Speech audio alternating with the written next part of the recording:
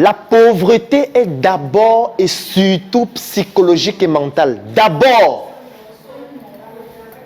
La pauvreté, c'est le pessimisme. La pauvreté, c'est le cerveau orienté problème.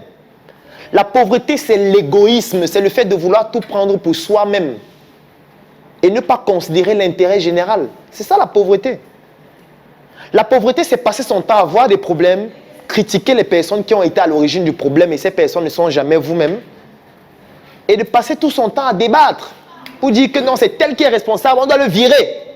C'est ça que j'appelle la pauvreté. Lorsque ça arrive à la phase où vous n'avez plus l'argent dans votre poste, en fait, c'est juste déjà les métastases. C'est déjà les complications.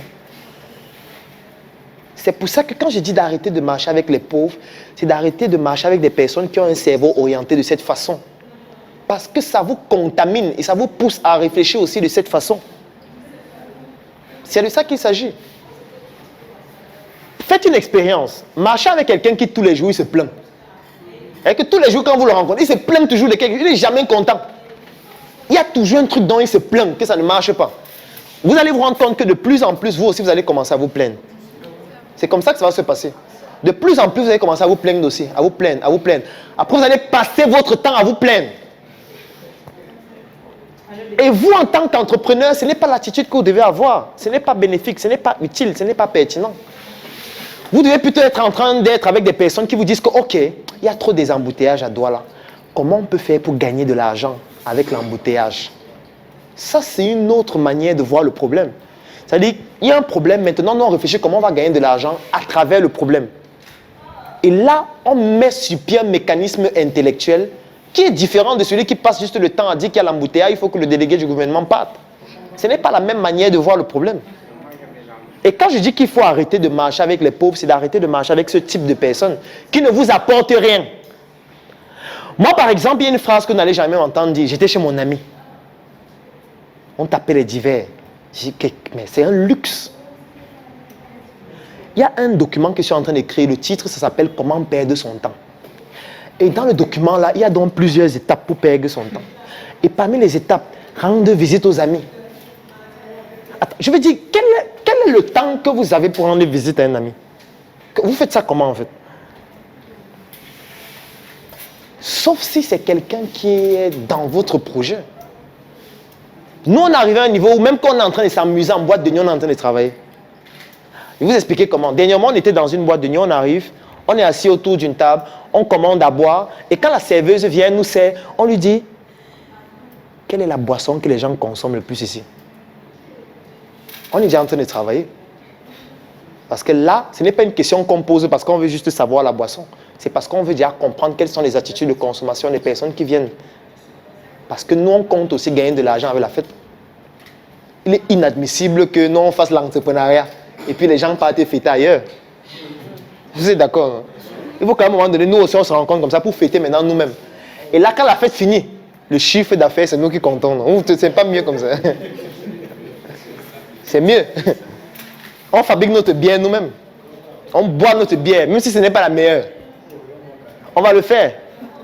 On ne peut pas continuer comme ça. On va continuer à boire la bière des autres, danser la musique des autres, fêter, aller prendre les femmes des autres. Non. On doit faire avec pour nous. C'est aussi ça le patriotisme.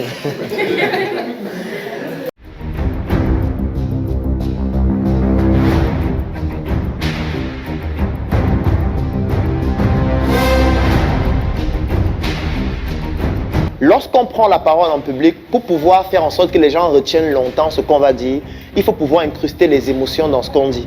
Et l'une des techniques pour incruster les émotions, c'est utiliser des intonations. Donc, il est extrêmement important de jouer sur les émotions à travers l'intonation qu'on utilise, parce que ça permet de plus captiver l'auditoire.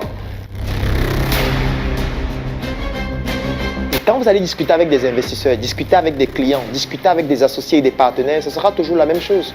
Vous aurez des associés qui n'auront jamais le courage de vous dire verbalement ce qu'ils pensent, des actions que vous êtes en train de mener. Et vous devez être capable, à travers le langage non verbal, de comprendre exactement le message qu'ils transmettent, même s'ils ne le disent pas. Ne commettez plus jamais cette erreur de prendre la parole en public sans avoir un fil conducteur. Un fil conducteur, c'est un peu comme le sommaire. C'est un peu comme les étapes que vous suivez pour atteindre l'objectif de votre prise de parole. Et on ne prend jamais la parole sans fil conducteur. Vous n'êtes pas obligé de retenir ce que vous allez dire, mais le fil conducteur, il faut le retenir. Et quand vous prenez la parole en public, on a vu dans les formes d'intelligence tout à l'heure qu'il y a des personnes qui ont l'intelligence logico-mathématique. C'est des personnes qui aiment des chiffres, c'est des personnes qui aiment les nombres, qui aiment les calculs, qui aiment les algorithmes, qui aiment la logique. Donc pour eux, s'il n'y a pas de chiffres, de statistiques dans ce que vous dites, c'est du verbiage et du bavardage. Donc il ne faut jamais prendre la parole en public, surtout lorsque vous présentez un projet sans donner de statistiques. Si vous êtes en train de transmettre un message et que vous n'avez pas qualité pour transmettre ce message, ou vous n'avez pas la valeur perçue qui correspond à ce message, le message ne passe pas. Quand vous allez prendre la parole en public, la première chose que les gens vont faire, ils vont se poser la question, est-ce que vous avez qualité pour parler de ce que vous êtes en train de dire? Et tant que vous n'allez pas rompre ce filtre-là, tout ce que vous dites, qu'importe la pertinence, ils ne vont pas écouter. Et lorsque quelqu'un ne maîtrise pas un sujet, il va commencer à manquer de confiance en lui. Une bonne improvisation se prépare au moins 50 fois. Si vous voyez quelqu'un se placer devant vous et il improvise des choses, vous avez l'impression qu'il est trop fort, sachez que c'est au moins 150 essais.